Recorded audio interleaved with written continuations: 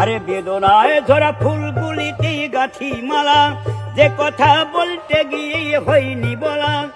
He is known as to be the brain behind the whole revolution. So he is amazing, meticulously designed thing.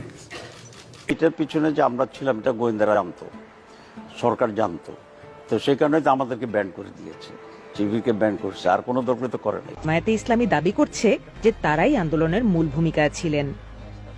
আমরা মৌলিক ভূমিকা পালন করেছি এবং খুবই সচেতন ছিলাম এটা যে জামাত শিবিরের একটা আন্দোলন এটার জন্য প্রকাশিত না হয়। আমরা চেয়েছি এটা একটা সার্বজনীন রূপ দেওয়ার জন্য। যখন এটা প্রকাশ হতো যেটা ছাত্র শিবিরের মাধ্যমে জামাতেরই আন্দোলনের নেতৃত্বে আছে, তখন অনেক লোকদেরই হয়তো বা এক ধরনের রিজার্ভেশন তৈরি হইতো, যেমন এই বাচ্চারা জামাতকে পছন্দ করে না। সেজন্য আমরা এই কৌশলটা নিয়েছিলাম যাতে সকল শ্রেণীর মানুষের পার্টিসিপেশন এটা এখানে নিশ্চিত।